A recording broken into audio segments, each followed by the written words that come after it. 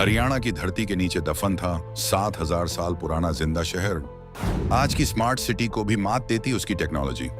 सरस्वती नदी के किनारे बसा था वो महानगर, जो मोहनजोदड़ो और हड़प्पा से भी बड़ा था। 550 हेक्टेयर में फैला था उसका साम्राज्य। न कोई राजा था, न सेना थी, न कोई माहौल था। फिर भी हजारों साल तक चलती रही वो सभ्यता, दुनिया के इतिहास का सबसे बड़ा रहस्य। 5,000 साल पुरानी महिला के कंकाल के डीएनए ने उड़ाए पश्चिमी इतिहासकारों के होश। आर्यन इन्वेजन थ्योरी की हुई धज्जियां। दिसंबर 2024 की खुदाई में मिला वो जलाशय, जो मिस्र और मेसोपोटामिया की सभ्यताओं में भी नहीं था। दुनिया की सबसे एडवांस वाटर मैनेजमेंट सिस्टम। 56 कंकालों का रहस्य खुला टीला नंबर 7 में, जिसके डीएनए ने साबित किया कि यहाँ के लोग आज के भारतीयों के ही पूर्वज थे। भारत सरकार ने 2024 में शुरू किया QR कोड प्रोजेक्ट, दुनिया का पहला ऐसा आर्कियोलॉजिकल साइट जहां टेक्नोलॉजी से जुड़ेगा 7,000 साल का इतिहास। हरियाणा के हिसार जिले में वो जमीन है जो ऊपर से तो बिल्कुल आम दिखती है। कुछ टीले हैं, थोड़ी सी धूल है और एक छोटा सा गांव है, लेकिन इस जमीन के नीचे दबा है भारत का वो महान खजाना जो दुनिया के किसी भी देश के पास नहीं है। इस जमीन के नीचे सोया है एक ऐसा शहर जो 7,000 साल पहले उतना ही आधुनिक था जितना आज के शहर हैं। जी हाँ, हम बात कर रहे हैं हरियाणा के उस हिस्से की जिसे पूरी दुनिया के वैज्ञानिक, पुरातत्ववेत्ता और इतिहासकार आज हैरान होकर देख रहे हैं। 350 हेक्टेयर में फैला एक ऐसा शहर जो मोहनजोदड़ो से भी 50 हेक्टेयर बड़ा है। एक ऐसी सभ्यता जो 7,000 साल से भी पुरानी है, जिसमें पक्के ईंटों के घर थे, भूमिगत नालियां थीं, विशाल जलाशय थे और ऐसी नगर योजना थी जो आज के इंजीनियरों को भी सोचने पर मजबूर कर दे। यहाँ के डीएनए टेस्ट ने उस बड़े झूठ का पर्दाफाश किया जो दशकों से भारत के गौरवशाली इतिहास को मिटाने की कोशिश कर रहा था। नवंबर 2024 में एक ऐसा सबूत मिला जिसे देखकर दुनिया के बड़े बड़े विशेषज्ञों के मुंह खुले के खुले रह गए। यहाँ मिले पक्के ईंटों के घर, भूमिगत नालियां, विशाल जलाशय और हजारों साल पुराने कंकालों के डीएनए ने पूरे पश्चिमी जगत की उस थ्योरी को धूल चटा दी है जो दशकों से भारत के गौरवशाली इतिहास को झुठलाने की कोशिश कर रही थी। यहाँ मिले सबूत बताते हैं कि भारत की सभ्यता इतनी पुरानी, इतनी एडवांस और इतनी महान है कि इसके सामने मिस्र, मेसोपोटामिया और रोम सब छोटे पड़ जाते हैं। इस जगह की एक एक परत खुलती है तो भारत के उस स्वर्णिम इतिहास का एक नया अध्याय सामने आता है। यहाँ के डीएनए टेस्ट ने वो राज खोले हैं जो हमारे इतिहास की किताबों में कभी नहीं लिखे गए। यहाँ मिले अवशेषों ने ये साबित किया है कि भारतीय सभ्यता की जड़ें उतनी गहरी हैं जितनी हम सोच भी नहीं सकते। और दिसंबर 2024 में मिली वो एक खोज जिसने पूरी दुनिया के पुरातत्व जगत में भूचाल मचा दिया है। आखिर वो क्या था? आखिर क्यों पश्चिमी इतिहासकार इस जगह का नाम सुनते ही बेचैन हो जाते हैं? आखिर क्यों यह एक जगह पूरी दुनिया के इतिहास को नए सिरे से लिखने पर मजबूर कर रही है? और आखिर इस जगह का वो कौन सा रहस्य है जो महाभारत काल से जुड़ा हुआ है? इन सारे सवालों के जवाब हम आपको इस वीडियो में आगे देने वाले हैं, तो बने रहिएगा वीडियो पर। वीडियो को लाइक करिए, शेयर करिए और इस संबंध में आपके जो भी विचार हों कमेंट में लिखकर जरूर बताइएगा। राखीगढ़ी, भारत का सबसे बड़ा हड़प्पाई स्थल। तो आखिर वो जगह कौन सी है जिसकी बात हम कर रहे हैं? वो जगह है राखीगढ़ी। हरियाणा के हिसार जिले के नारनौन तहसील में बसा वो स्थान जिसे भारत का पुरातत्व विभाग यानी आर्कियोलॉजिकल सर्वे ऑफ इंडिया गर्व के साथ भारतीय उपमहाद्वीप का सबसे बड़ा सिंधु घाटी सभ्यता का स्थल घोषित कर चुका है। मोहनजोदड़ो जो पाकिस्तान में है वो 300 हेक्टेयर में फैला है। धौलावीरा जो गुजरात में है वो करीब 100 हेक्टेयर है और राखीगढ़ी वो 350 हेक्टेयर में फैला है, यानी मोहनजोदड़ो से भी बड़ा। यहाँ कुल 9 टीले हैं, जिनमें से 7 पहले से ज्ञात थे और 2014 में प्रोफेसर वसंत शिंदे की टीम ने 2 और टीले खोजे। और जो सबसे चौंकाने वाली बात है वो यह है कि अब तक इस पूरे स्थल का सिर्फ 5 से 10% हिस्सा ही खोदा गया है। सोचिए, सिर्फ 5 से 10% खुदाई में इतना कुछ मिल चुका है। पक्के मकान मिले, भूमिगत नालियां मिली, विशाल अनाज गोदाम मिले, सोने चांदी के आभूषण मिले, मुहरें मिली, कंकाल मिले और 2024 में एक विशाल जलाशय मिला। तो बाकी 90% में क्या क्या दबा होगा, यह सोचकर ही रोंगटे खड़े हो जाते हैं। ये भारत की वो धरोहर है जो अभी पूरी तरह सामने भी नहीं आई और पहले से ही पूरी दुनिया का इतिहास बदल रही है। राखी घड़ी की पहली खुदाई 1963 में पुरातत्वविद सूरज भान ने की थी। उसके बाद 1997 से 2000 के बीच ASI के डॉक्टर अमरेंद्र नाथ ने यहाँ व्यापक उत्खनन किया और पाया कि यह जगह उत्तर हड़प्पा संस्कृति की मुख्य केंद्र थी। फिर 2006 से 2014 के बीच डेक्कन कॉलेज पुणे के प्रोफेसर वसंत शिंदे ने यहाँ खुदाई की, 2 नए टीले खोजे और DNA टेस्ट करवाए। और 2022 से ASI के जॉइंट डायरेक्टर जनरल संजय मंजुल ने यहाँ नया उत्खनन अभियान शुरू किया जो 2025 तक जारी है और जिसने एक के बाद एक ऐसी खोजें की कि पूरी दुनिया हैरान रह गई।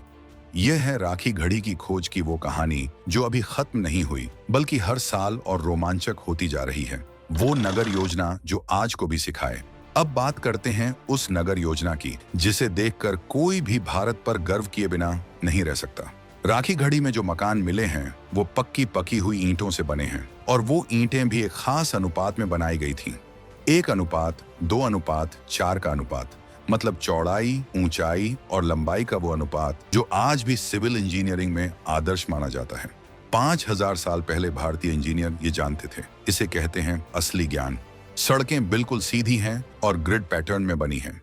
पूरब पश्चिम और उत्तर दक्षिण दोनों दिशाओं में सड़कें एक दूसरे को 90 डिग्री के कोण पर काटती हैं। यही ग्रिड पैटर्न आज दिल्ली, मुंबई, न्यूयॉर्क या टोक्यो में देखने को मिलता है। हर घर में आंगन था, हर घर में एक कुआं था और हर घर से एक भूमिगत नाली निकलती थी जो मुख्य नाली से जुड़ती थी और शहर का सारा पानी बाहर ले जाती थी। ये सुनकर चौंकिए मत। 5000 साल पहले राखी घड़ी में एक परफेक्ट सीवेज सिस्टम था। रोम का सीवेज सिस्टम, जिसे दुनिया इंजीनियरिंग का चमत्कार बताती है, वो इसके 2000 साल बाद बना। मेसोपोटामिया के शहरों में भी ऐसी व्यवस्था नहीं थी और मिस्र में वहां फराओ के महल थे, पिरामिड थे, लेकिन आम लोगों के घरों से नाली नहीं थी। लेकिन राखी घड़ी में हर आम नागरिक के घर से नाली थी। ये है भारतीय सभ्यता की असली पहचान। यहाँ राजा नहीं, जनता सर्वोपरि थी। राखी घड़ी में बड़े बड़े अनाज के गोदाम भी मिले हैं। ये बताता है कि यहाँ एक व्यवस्थित अनाज भंडारण प्रणाली थी जो पूरे शहर की जरूरतें पूरी करती थी। यानी सरकारी व्यवस्था थी लेकिन राजा नहीं था। सोने चांदी के आभूषण मिले हैं जो बताते हैं कि यहाँ के लोग सिर्फ जिंदा नहीं थे, एक समृद्ध और सांस्कृतिक जीवन जी रहे थे। मिट्टी और धातु की मोहरें मिली हैं जो दर्शाती हैं कि यहाँ एक संगठित व्यापार प्रणाली थी। मन के बनाने की कार्यशालाएं मिली हैं और उन मनकों का व्यापार मेसोपोटामिया और मध्य एशिया तक होता था।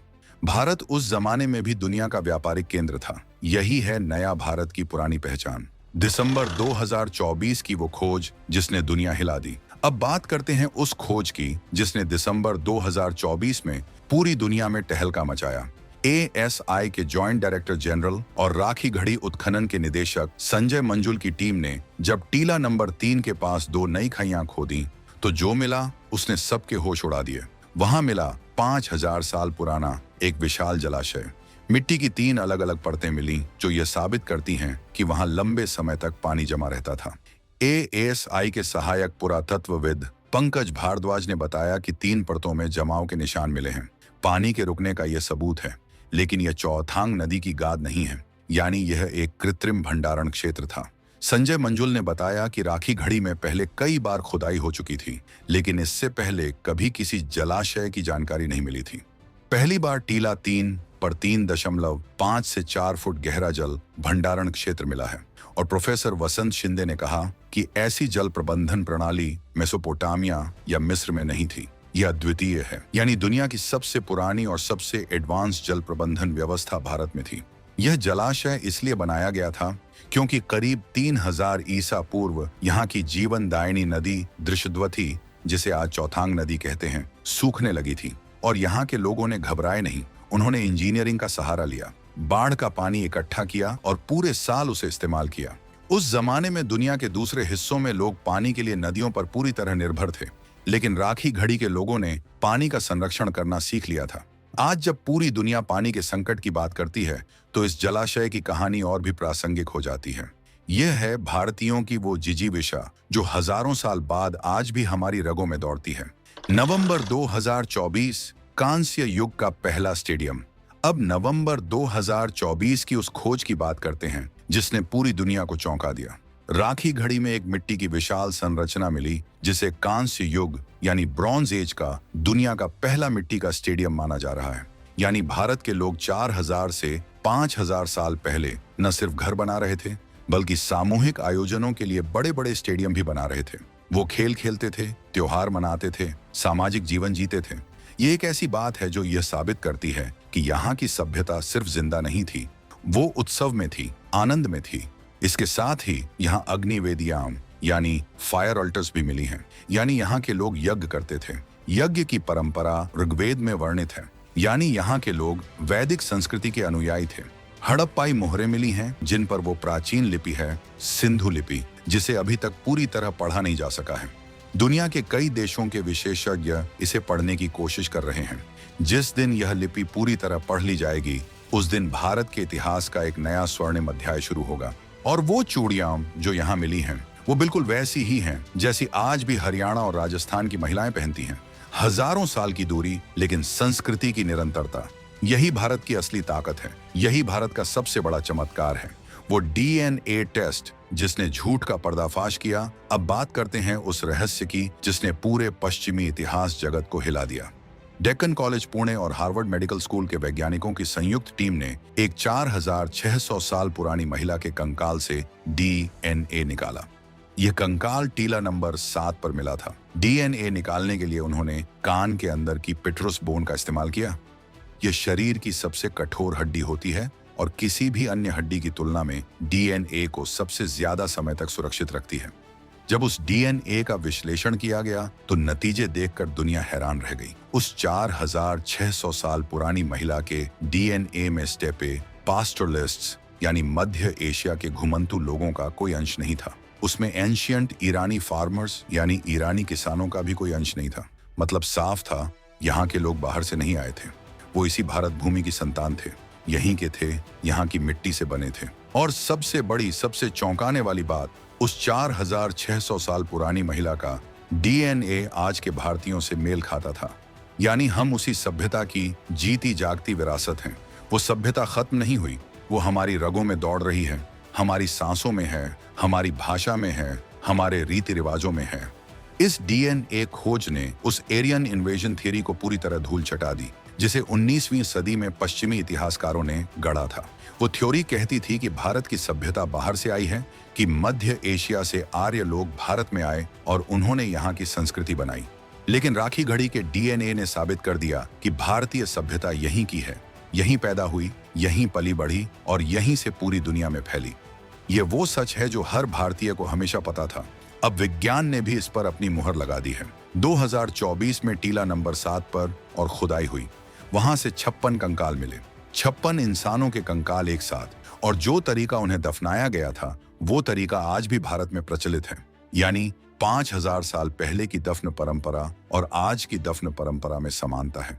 ये भारत की वो सांस्कृतिक निरंतरता है जो दुनिया में कहीं और नहीं मिलती। जय भारत। बिना राजा की सभ्यता, दुनिया का सबसे बड़ा रहस्य।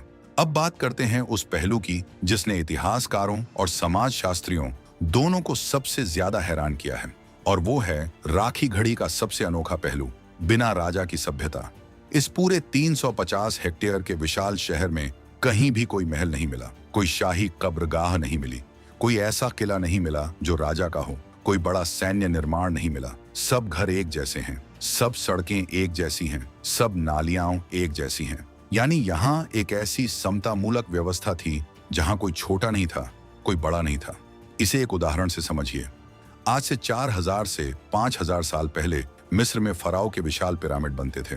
आम लोगों को उनके निर्माण के लिए बेगार करनी पड़ती थी। मेसोपोटामिया में राजाओं के शानदार महल थे और आम लोग गरीबी में जीते थे। रोम में सम्राट के लिए कोलोसियम जैसी भव्य इमारतें बनती थीं। लेकिन राखी घड़ी में किसी शासक के लिए कुछ नहीं बना। यहाँ जो कुछ भी बना वो सबके लिए बना। सड़क सबके लिए, नाली सबके लिए, जलाशय सबके लिए, गोदाम सबके लिए।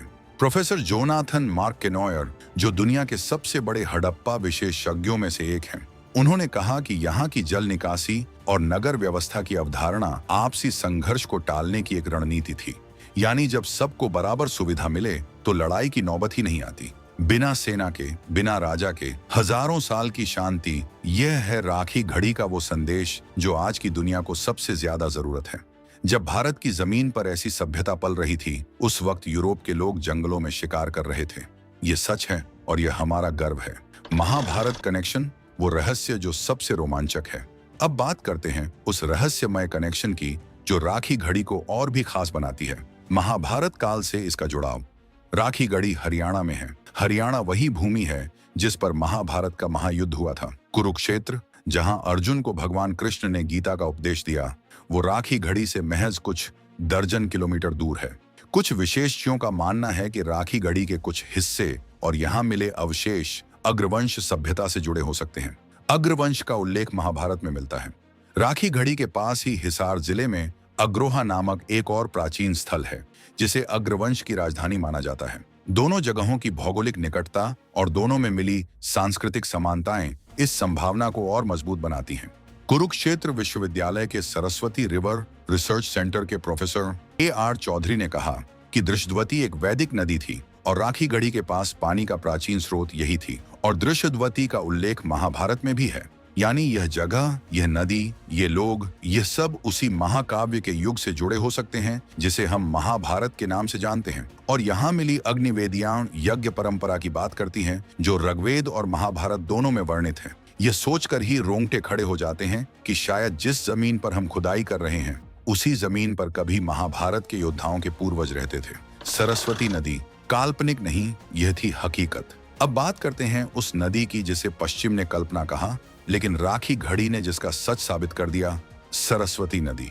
ऋग्वेद में सरस्वती को नदी तमे यानी नदियों की रानी कहा गया है। इसे अम्बितत्मे माथे यानी सबसे महान मां कहा गया है। यह नदी हिमालय से निकलकर राजस्थान के रास्ते अरब सागर तक जाती थी, लेकिन भूकंप और जलवायु परिवर्तन के कारण हजारों साल पहले यह नदी धीरे धीरे सूख गई। पश्चिमी इतिहासकार इसे एक काल्पनिक नदी बताते थे, लेकिन भारतीय वैज्ञानिक इसरो के सैटेलाइट डेटा और रिमोट सेंसिंग टेक्नोलॉजी से उस नदी के सूखे हुए रास्ते को ढूंढते रहे। और जब राखी घड़ी में 2024 की खुदाई हुई तो दृश्यवती नदी के सूखे हुए रास्ते के निशान खुदाई स्थल से मात्र 400 मीटर की दूरी पर मिले। दृश्यवती यानी सरस्वती की वो सहायक नदी जिसका उल्लेख ऋग्वेद में है। प्रोफेसर वसंत शिंदे के शोध से यह भी पता चला कि 2/3 से ज्यादा हड़प्पाई बस्तियां उस इलाके में मिलती हैं जिसे सरस्वती दृश्यवती का बेसिन कहते हैं। यानी जिस सरस्वती को पश्चिम ने काल्पनिक बताया, वो इस पूरी महान सभ्यता की जीवन रेखा थी। और इसीलिए अब भारत की पाठ्य पुस्तकों में इंडस वैली सिविलाइजेशन की जगह इंडस सरस्वती सिविलाइजेशन लिखा जाने लगा है। यह बदलाव छोटा नहीं है, यह भारत की पहचान की वापसी है। भारत की जय हो, भारतीय सभ्यता अमर है, अटूट है, अनंत है। अब आते हैं उस पहलू पर जो यह साबित करता है कि भारत की सभ्यता कितनी अनोखी और कितनी अमर है। दुनिया की तमाम महान सभ्यताएं खत्म हो गईं। मिस्र की सभ्यता खत्म हुई, मेसोपोटामिया की सभ्यता खत्म हुई, ग्रीक सभ्यता खत्म हुई, रोम का साम्राज्य खत्म हुआ, माया और इनका सभ्यताएं खत्म हुई, लेकिन भारत की सभ्यता वो आज भी जीवित है। राखी घड़ी में मिली वो चूड़ियां जो बिल्कुल वैसी ही हैं जैसी आज भी हरियाणा और राजस्थान की महिलाएं पहनती हैं। यहाँ मिले मिट्टी के बर्तनों के डिजाइन आज भी भारतीय घरों में मिलते हैं। यहाँ मिली अग्निवेदियाएं आज भी हर हिंदू घर में होती हैं। यहाँ मिले मनकों का जो रंग और आकार है, वही आज भी राजस्थान की परंपरागत ज्वेलरी में देखने को मिलता है। गुजरात का लोथल जहाँ 4500 साल पहले एक डॉकयार्ड यानी जहाजों का बंदरगाह था। राजस्थान का कालीबंगा जहाँ कृषि के सबसे प्राचीन साक्ष्य मिले हैं, और हरियाणा का राखी घड़ी जो इन सबको एक सूत्र में पिरोता है और बताता है कि भारत की सभ्यता कितनी विशाल, कितनी समृद्ध और कितनी गौरवशाली थी। जब यूरोप और अमेरिका का नामो निशान भी नहीं था, उस वक्त भारत में एक समृद्ध, शांतिप्रिय और विकसित सभ्यता फल फूल रही थी। और हरियाणा के पुरातत्व विभाग के एक वरिष्ठ अधिकारी ने बताया था कि शुरुआती DNA नतीजे इस ओर इशारा करते हैं कि हड़प्पा सभ्यता कभी पूरी तरह खत्म नहीं हुई। 7000 साल पहले जो लोग यहाँ रह रहे थे, उनके वंशज आज भी यहाँ रह रहे हैं। ये एक ऐसी निरंतरता है जो दुनिया में कहीं और नहीं है। 7000 साल का इतिहास, एक ही धारा में, एक ही संस्कृति में, एक ही भूमि पर। यही भारत है, यही भारत की महानता है। वंदे मातरम।